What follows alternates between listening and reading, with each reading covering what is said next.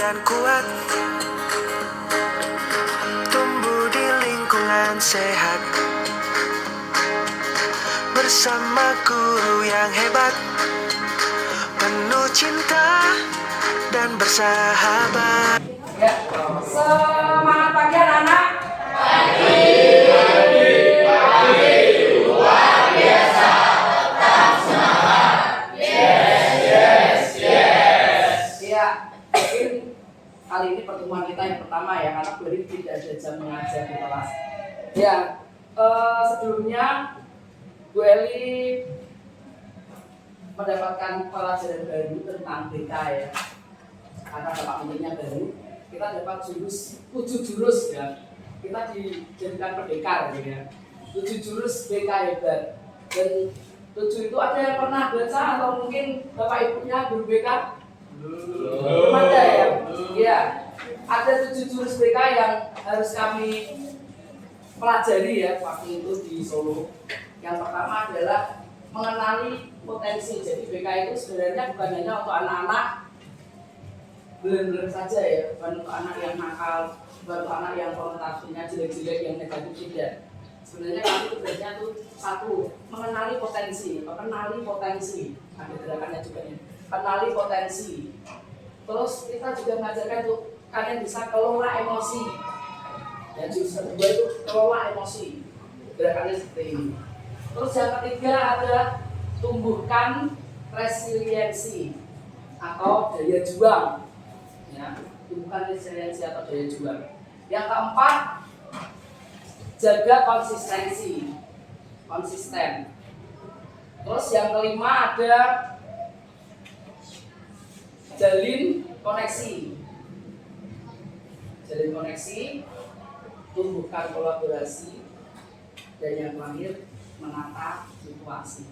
Dan pada pertemuan kali ini, Bu Eli akan memberikan sedikit ya ilmu yang kemarin kami dapatkan, yaitu jurus yang ketiga. Jurus yang ketiga yaitu tumbuhkan resiliensi. Ya, tumbuhkan resiliensi atau daya juang, ketangguhan kalian ya menghadapi situasi saat ini ya.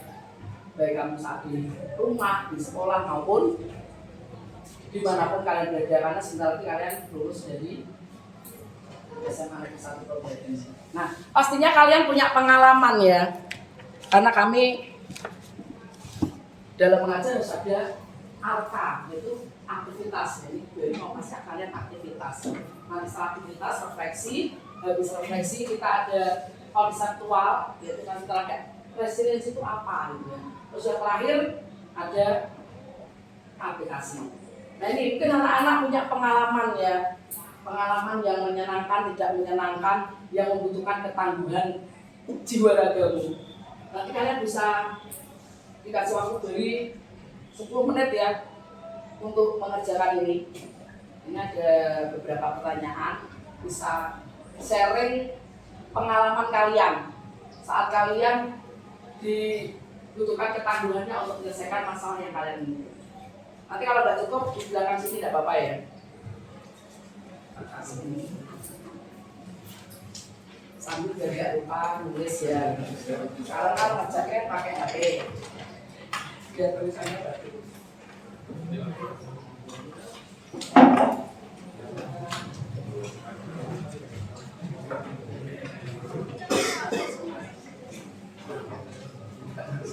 Dari sekarang ya, nanti ya sudah dapat. Semua punya pengalaman ya, pengalaman yang menyedihkan, terus yang membuat kalian bisa sanggup menghadapi situasi yang tidak mengenakan. Nah, kalian bisa tuliskan di sini. Itu ada contohnya pertanyaan-pertanyaan bisa kalian jawab, misalnya kalian bingung.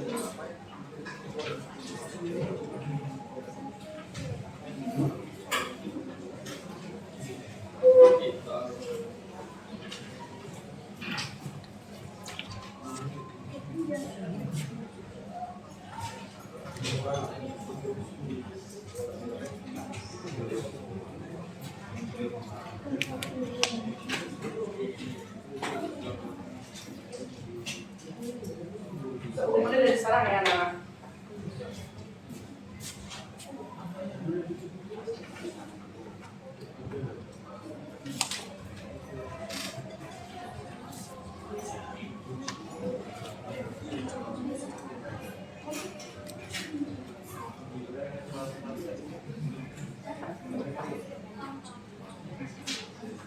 Kalau bingung itu ada pertanyaan-pertanyaan kan bisa kalian pakai deh. Misalkan namanya apa ya pengalaman dulu ya, itu ada pertanyaan-pertanyaan di bawah.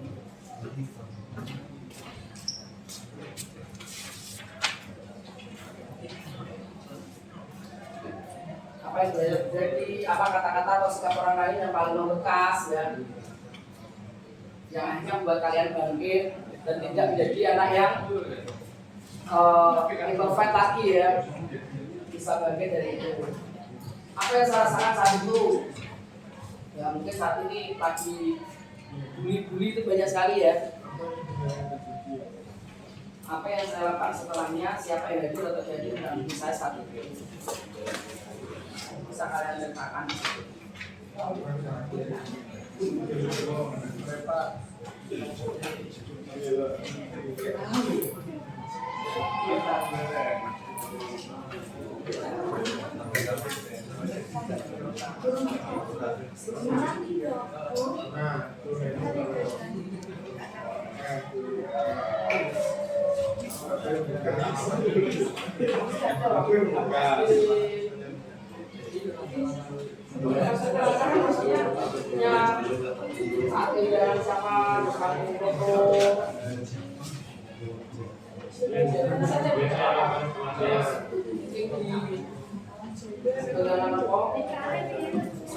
Nenek, kakek itu kan nggak apa-apa. Maksudnya pengalaman yang kamu terburuk terus aku kakak terburuk atau nilai jelek, ngomong istilahnya orang tua kan bisa jadi. Ya lah, kalau misalnya lomba nggak menang, UJC kan bisa jadi. Kamu menganggap itu bagaimana?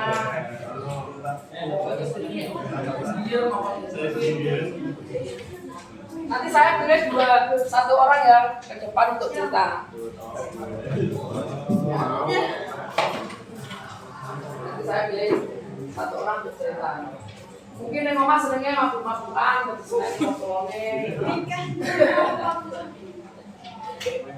mungkin kalian merokok itu kan banyak pengalaman ya. Malah semakin merokok, orang berhenti malah semakin di ngomong-ngomong semakin wah jadi di depan orang tua kan ada. Misalnya bijinya elek kan banyak sering kok di SD SMP nilainya jelek dimarahi orang tua atau dimarahi guru kan banyak sekali pengalaman. Kamu yang rasakan apa? Banyak sekali. Boleh nanti sharing satu ya anak ya. Sampai banyak.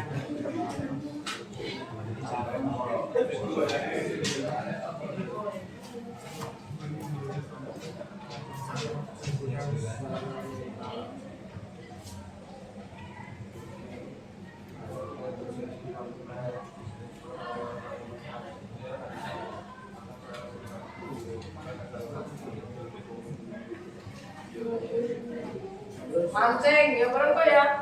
Mancing. Itu nggak apa dilakukan sampai Bali, maksudnya tak Bali kan lari tempat tuh. Kan apa itu kan juga pengalaman. Itu kan juga pengalaman. Terlambat sampai sekolah. Kok sesok buat terlambat kita apa kamu juga atau tidak terlambat kan bisa. Itu kan banyak kata-kata yang dikeluarkan oleh guru mungkin atau temanmu kan ada pasti.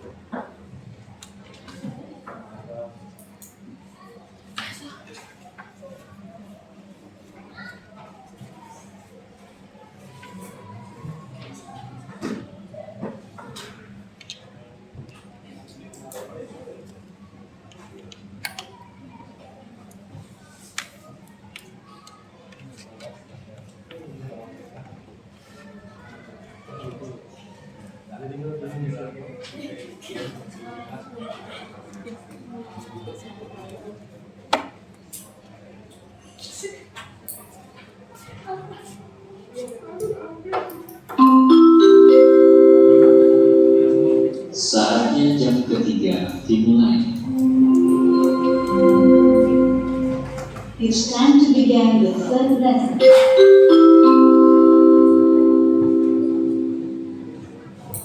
Tiga menit lagi.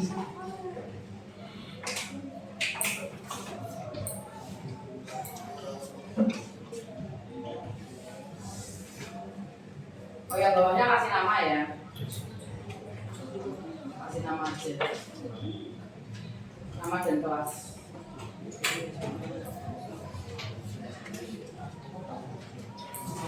Nama dan kelas. Di bawah sih.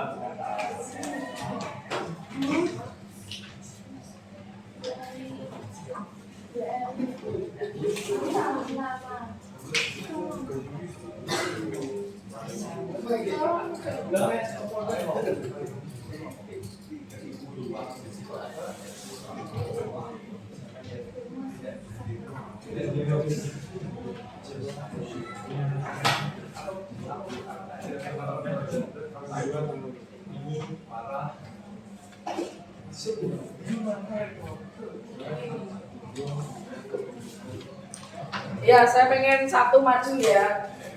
Siapa yang mau jadi relawan? Mau jadi ngomong sendiri atau tak tunjuk? Pilih mana? Tunjuk aja. Tunjuk ya. Tunjuk aja ya.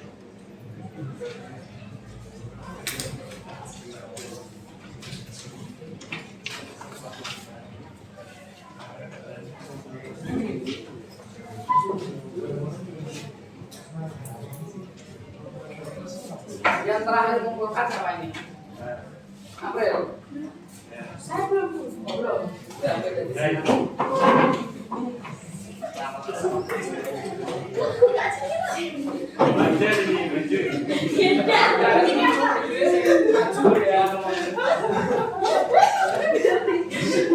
Berarti ayo Rek, Kalina. Maju Rek, Kalina. Ya, bisa cerita sedikit ya. Jangan kece lo ya. Ya. Apa? Enggak apa-apa, cerita aja. Ya, oh. Bangun daya tahan. Halo semuanya, perkenalkan nama saya Rekalina Erusia. Pengalaman saya sekolah di SMA Negeri 1 Purwodadi adalah ketika saya ditunjuk jadi MC untuk acara Rohis dan di acara Pramuka sebagai pemimpin SBY. Dan banyak lagi pengalaman saya sekolah di sini. Contohnya meluaskan relasi pertemanan saya dan lain-lainnya. Terima kasih. Terima kasih ya. Terus dari juangnya apa itu? Membangun relasi. Membangun relasi. Dari juangnya membangun relasi ya. Walaupun orang tidak bilang tetap cari teman dia nggak mau cari yang lain, dia mau cari yang lain. Jadi dibuat santai gitu ya. Mungkin kan ada yang mau membangun relasi aja susah ya. Jadi wes lah hati kocok wes mandek. Wes lah untuk biji 5 ya wes mandek gitu ya. Berhenti di situ, stuck di situ ya. Nah ini anak-anak mungkin bisa menjawab ini ya untuk refleksi tadi dari pengalaman-pengalaman kalian. Pengalaman-pengalaman kalian bisa direfleksi ini ya. Nah ini, ya, apa dampak pengalaman itu terhadap diri saya saat itu dan setelahnya? Bisa jadi pertanyaan tadi apa yang kamu sudah tuliskan, ya. Pengalaman kalian tadi bisa tanya dalam hati ya, nanti bisa tak tulis nanti aja terakhir. Apa dampak pengalaman itu terhadap diri saya? Misal tadi bijine 5 lah, wes lah bijin 5 Mas mandek. Ora sinau, ora nambah sinau, tapi tetap stuck di situ ya. Misalnya, apakah kekuatan dari diri saya membantu saya bertahan atau bangkit? Nah mungkin misalkan duit pengalaman bijine elek, tapi ada yang punya pengalaman tadi, wah saya terus belajar, biar doanya saya bisa mendapat nilai yang bagus. Itu namanya daya juang ya, berjuang kan. Apa tindakan yang saya ambil untuk bangkit? Nah tindakan-tindakan apa yang kalian lakukan? Jenenge nilainya elek berarti belajar biasanya orang tahu buka buku gitu ya. Bagaimana pengalaman ini membentuk saya dalam memandang harga diri dan ketahanan mental? Dengan nilai bagus gimana? Tidak nyontek loh ya. Dengan nilai bagus, dengan nilai keberhasilan sendiri pasti lebih bangga. Nah, lanjut ya anak-anak. Sekarang refleksi sudah, kita masuk ke konseptual. Nah ini daya lenting mengapa penting? Jadi resiliensi tadi itu bagaimana cara kita membangkitkan daya yang ada dalam diri kita. Ya, sebenarnya kalian itu punya daya itu, kalian itu memiliki, ya. Dan daya lenting itu harus kalian asah terus, ya. Kalian asah terus. Nah, daya lenting itu apa? Mengapa kok penting? Ini. Pada proses belajar dan tumbuh, anak-anak akan menghadapi berbagai tantangan. Betul apa betul? Pasti ya, di perjalanan kalian ke sekolah aja pasti ada tantangan ya. Jalanannya rame, ya. Ono sing nyelip, ya toh. Nyelip ke jatimu gimana? Panas ora? Bus tak SMK kayak nyelip aku. Nah, punya daya seperti itu ya. Nah, itu daya yang negatif. Nah, menghadapi gagal menyelesaikan tugas, kalah dalam permainan, pernah? Atau mendapat hasil yang tidak sesuai harapan, pernah? Kegagalan adalah bagian wajar dari kehidupan anak-anak. Jadi jangan sampai kalian saat mengalami kegagalan terus terpuruk, ya, terpuruk semakin dalam dengan kegagalan tadi. Terus namun anak yang tangguh tidak berhenti ketika gagal. Benar apa benar? Benar. Ya, anak yang tangguh tidak akan berhenti ketika mereka gagal. Tapi mereka mencoba lagi, belajar dari kesalahan dan perlahan menjadi lebih kuat. Nah, daya lenting adalah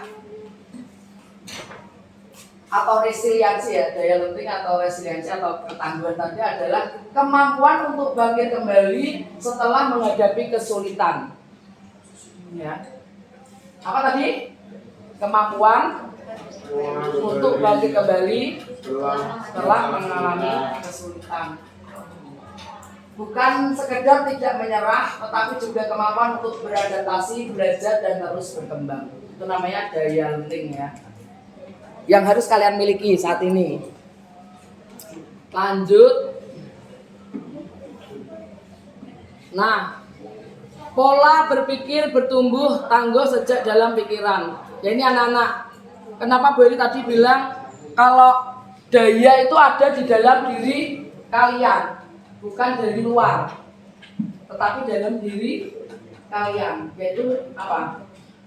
Pola pikir atau mindset yang sering dikeluarkan itu ya, mindset kita, pola pikir kita harus bagaimana biar punya daya tangguh atau daya lenting tadi. Nah ini yang kita pelajari bersama hari ini ya. Wah ini ada dari luar negeri ya. Carol S. Dweck memperkenalkan konsep growth mindset. Growth ya apa? tumbuh berkembang ya. Nah, pikiran yang berkembang atau tumbuh berkembang. Jadi kita harus selalu mengembangkan pikiran pola pikir kita yang positif. Nah, ini dari Carol Dweck memperkenalkan konsep growth mindset, yakni keyakinan bahwa kemampuan bukan bawaan lahir. Jadi apa? Kemampuan itu bukan bawaan lahir, tetapi bisa dipelajari, bisa diasah, ya, melalui latihan dan dukungan yang tepat ya dari orang lain. Jadi sebenarnya kalian itu sudah punya kemampuan itu. Nah, di dalam neuroplastisitas adalah mekanisme biologis yang mendasari growth mindset. Neuroplastik itu sudah ada di dalam otak kita ya. Nah, setiap kali individu dengan growth mindset menghadapi tantangan dan berusaha mengatasinya, otak mereka sedang membentuk dan memperkuat koneksi atau saraf baru. Jadi misalkan kalian cara kerja otak kita, ya misalkan kalian punya masalah, ya, itu secara tidak langsung saraf-saraf yang ada di dalam otak kita itu nyambung. Ya, di pelajaran biologi ada ya, saraf-saraf di dalam otak kita berapa jumlahnya? Ratusan? Jutaan? Berapa? Di pelajaran biologi kadang-kadang jutaan ya. Setiap kita menemukan kita menemukan sesuatu ide itu nyambung otak-otak tadi. Ini saraf-saraf kita itu jutaan berada di otak kita. Nah seperti itu. Nih semakin banyak mereka berlatih dan belajar, semakin kuat jalur saraf ini. Kegagalan tidak dilihat sebagai akhir dari kemampuan, tapi sebagai bagian dari proses di mana otak sedang rewiring dirinya untuk mencapai pemahaman dan penguasaan yang lebih baik. Ya. Jadi otak kita selalu hidup terus gitu ya, otak kita selalu belajar dan belajar isinya. Terus lanjut ya.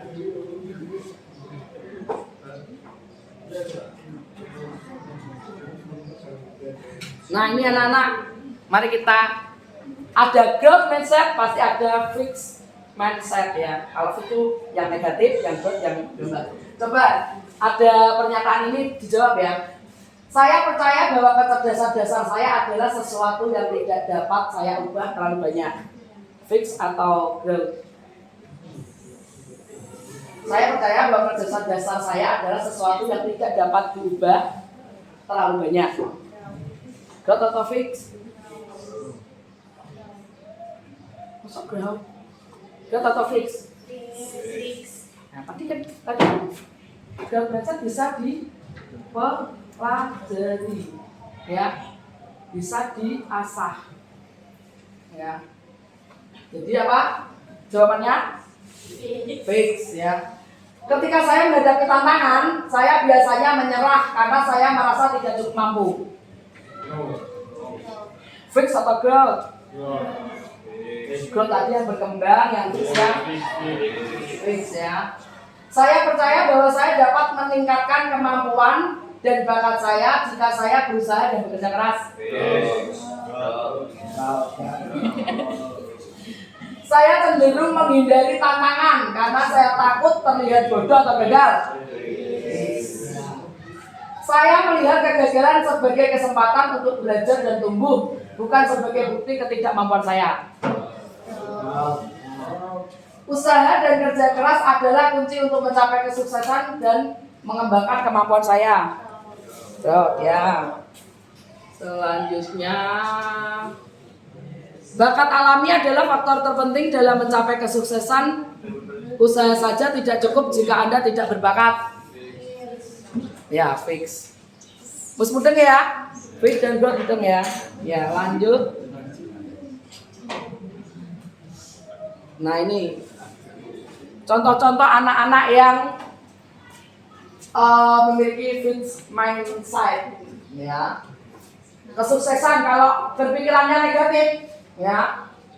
Saya bisa sukses jika punya bakat. Itu anak-anak yang fixed mindset, ya. Jadi dia mau kayak lu pintar gitar, aku gak pintar gitar, jadi aku ora iso. Padahal gitar itu bisa dipelajari ya. Kalau orang yang punya growth mindset, dia pasti jawabannya ada seperti saya bisa sukses dengan berusaha. Kalau ada anak yang mengalami kegagalan, kalau yang fixed mindset biasanya saya menyerah. Matematika angel, nyerah aku. Nyerah sih. Main buka wis suka jadi menyerah. Ya toh? Bendera putih dikibarkan ya toh. Menyerah. Nah, kalau yang growth mindset beda lagi, dia saya akan coba lagi. Ya, mencoba lagi. Mencoba lagi buka HP ya maksudnya. Terus kalau seseorang sedang kesulitan, coba dibaca. Seseorang kesulitan yang punya fixed mindset, dia akan berkata apa? Saya tidak bisa. Saya tidak bisa. Yang ke? Saya belum bisa. Saya belum bisa. Saya tidak bisa bu, itu saya tidak bisa bu. Karena tolong masak sayur bayam misalnya di rumah ya. Gak iso bu, gak iso pemalas.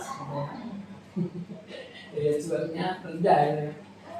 Oh aku belum bisa ibu, ya tak ajari. Maksudnya ibunya dari ibunya. Bumbunya apa bu?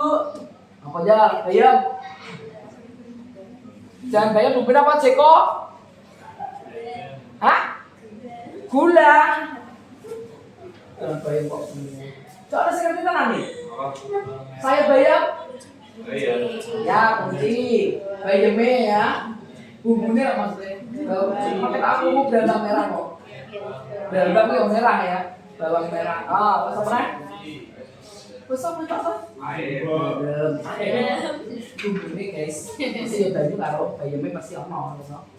Nah, garam, bawang, wes kutok kan. Pasti kan bisa ya kalau tadi mau.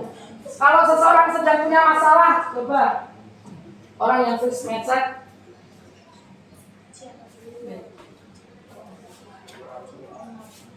Kelihatan enggak? Oh, enggak kelihatan.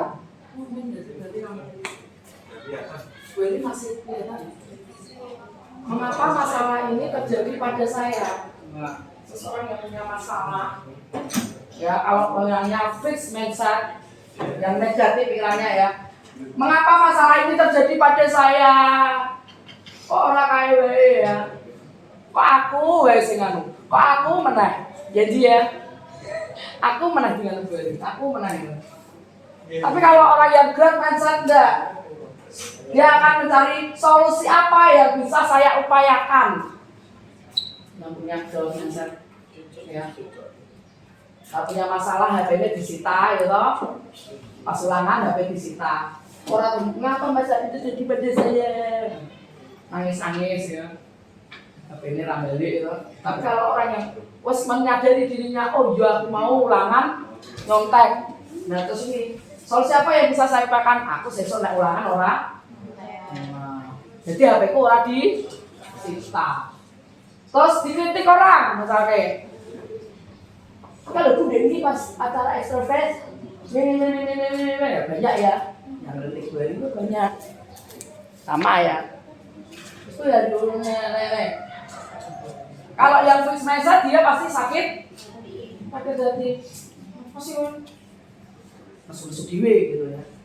Tapi kalau orang yang growth mindset enggak. Terima kasih, saya akan memperbaiki di tahun yang akan datang kalau ada kegiatan yang sama.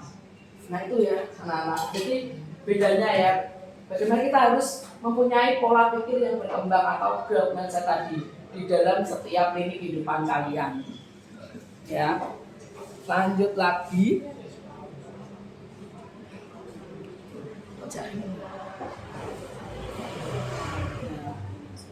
Terus bagaimana cara kita merangkai kata yang menguatkan? Ya ada caranya ya anak-anak untuk merangkai kata-kata biar kita menguatkan diri kita ya menjadi lebih tangguh. Nah ini merangkai kata yang menguatkan. Kehidupan murid tidak selalu mulus, benar apa orang? Benar orang? Betul ya. Mereka akan menghadapi berbagai tantangan baik akademik, benar? sosial, pribadi, bahkan mungkin traumatis. Ada yang pernah trauma punya sesuatu hal? Ya ada ya, ada. Kalau aku nanti bisa menjuali ya. Kita kita bukan trauma ya, maksudnya kita cari solusinya. Guru bisa bantu terus memberikan daya lenting sehingga mereka mempunyai kemampuan untuk bertahan. Tapi ya, jadi anak-anak bisa membangkitkan dengan kata-kata sendiri, merangkai kata-kata sendiri untuk menguatkan diri kalian sendiri. Ya, bisa menguatkan dengan bisa mampu untuk bertahan, beradaptasi dan bangkit kembali dari kesulitan tersebut, tidak menyerah atau terpuruk. Jadi kalian bisa merangkai kata-kata yang bisa menguatkan diri kalian. Ya, kalau dari luar pasti ya, misalkan orang tuamu ngerti gue sedih, pasti kan dikasih motivasi, kasih semangat.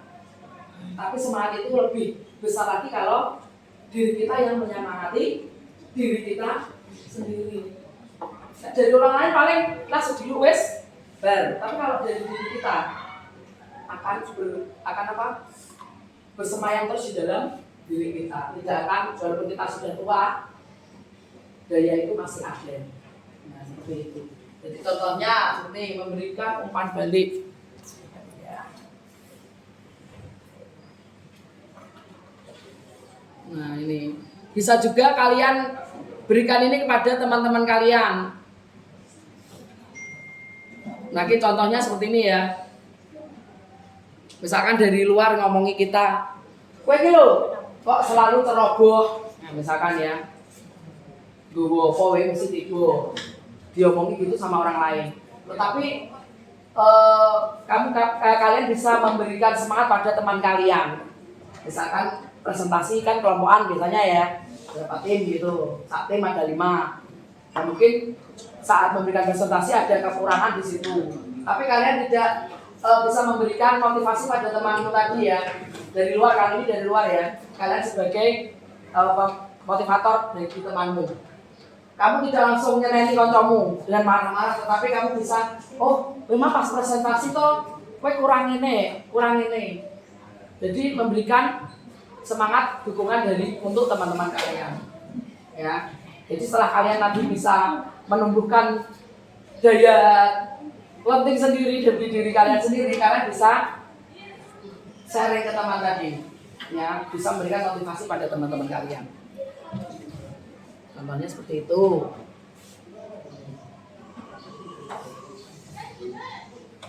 Nah ini contohnya banyak sekali ya. Ada juga yang memberi umpan balik, misalkan saat teman-teman kalian ya, saat tadi presentasi ya, ada beberapa kesalahan pada teman kalian. Nih misalkan tadi presentasinya sudah berjalan dengan baik, walaupun ada kekurangan di sana. Mungkin tadi teman-teman kalian bisa ini, contohnya, kamu tadi saya mengapresiasi saat kalian berada di saat presentasi. Kamu tadi sudah mengerahkan upaya terbaikmu. Jadi saat kalian presentasi di depan ya, kalian bisa memberikan dukungan pada teman-teman kalian. Contohnya misalkan seperti tadi, oh ya saya apresiasi kamu sudah melakukan yang terbaik saat presentasi tadi. Terus bagaimana agar kamu bisa lebih baik lagi di kedepannya, misalkan tadi ya. Mungkin terus yang terakhir bisa juga kalian, oh ya saya percaya kamu pasti bisa presentasi di lain waktu dengan baik. Contohnya seperti itu.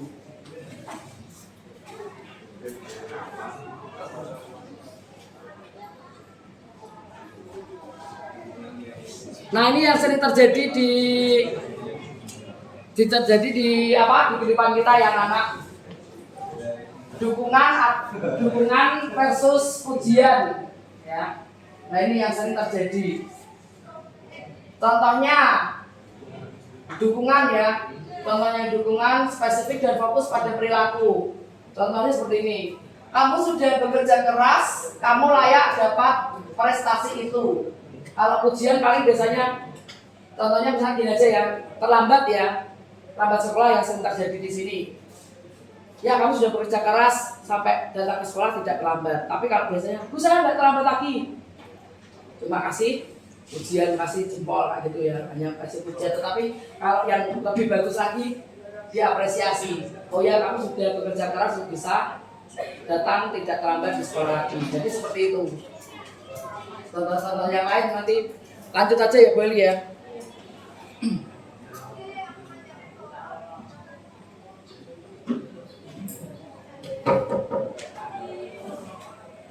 Nah ini menurut riset yang dilakukan Dr. Carol Dweck, Profesor Stanford University, pujian ternyata berefek negatif pada murid.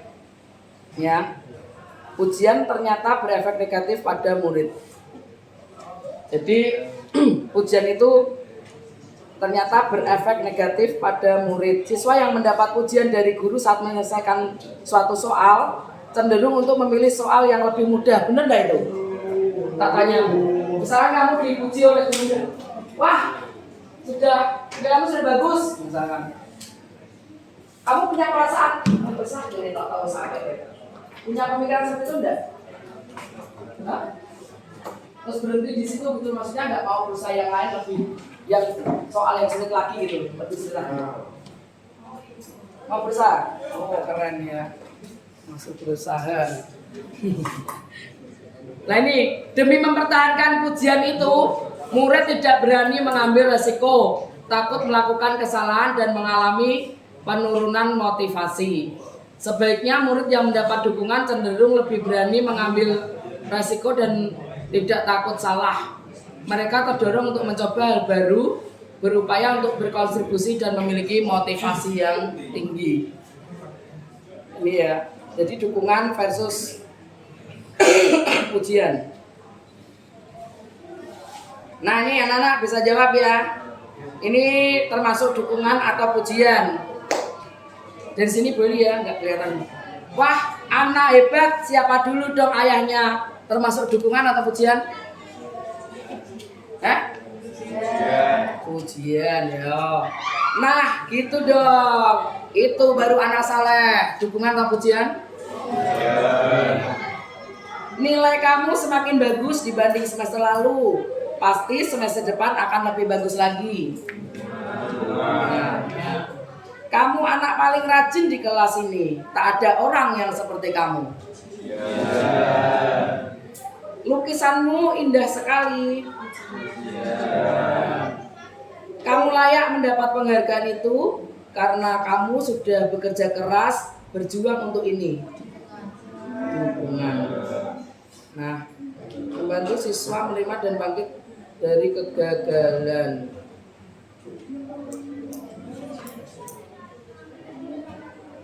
Ya ini, membantu siswa menerima dan bangkit dari kegagalan.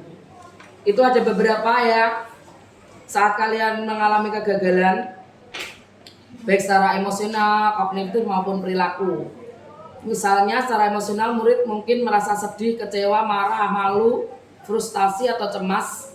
Saat situasi itu guru bisa memainkan peran sebagai pendamping yang membantu bangkit dari keterpurukan. Lanjut yang ini ya. Ini tugas ibu ini. Terus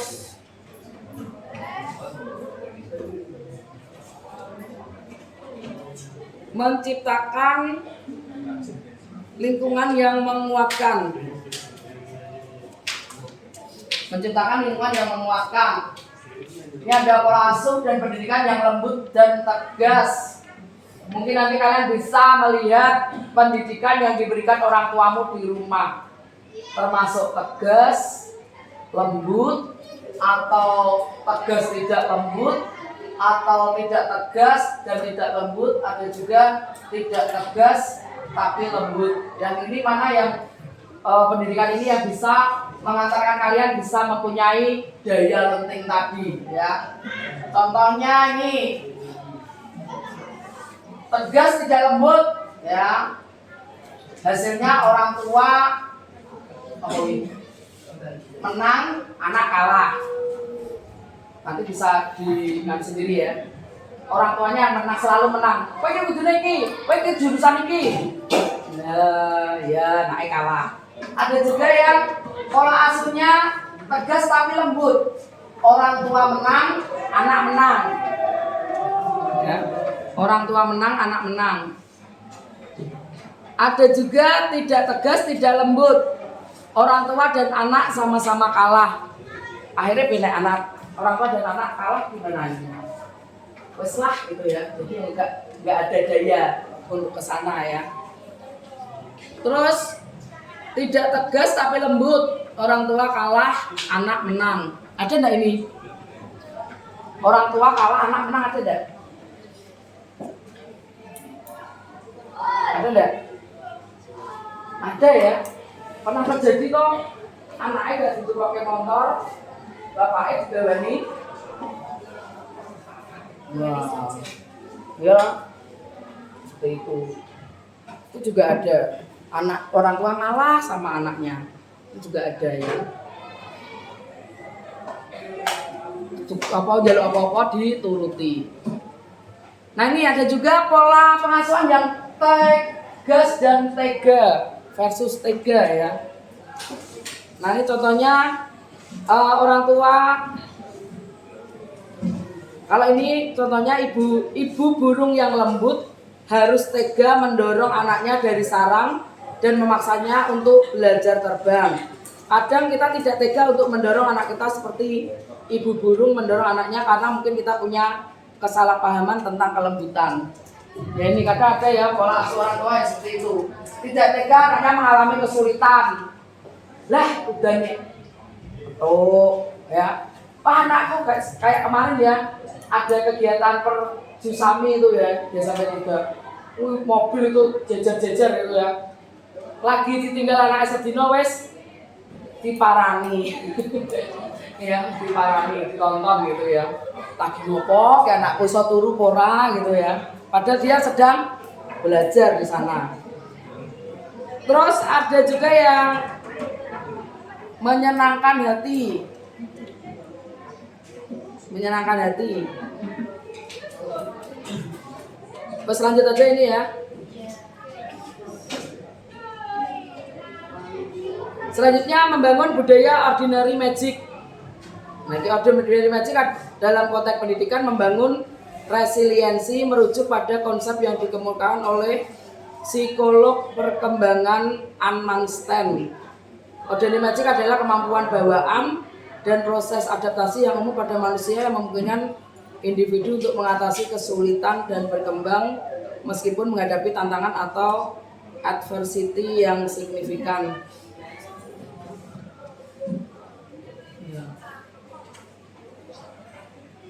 Lanjut. Merancang kegiatan yang menguatkan. Nah ini. Jadi bisa kalian menguatkan daya juang kalian, bisa traveling, bisa camping. Siapa suka traveling? Jalan-jalan? Apa? Semua suka ya. Camping, ada suka camping? Camping. Olahraga? Loh, kok meneng kabeh iki?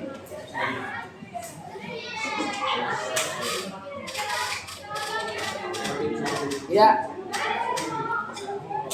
Udah terakhir ini tadi ya. Siapa suka traveling?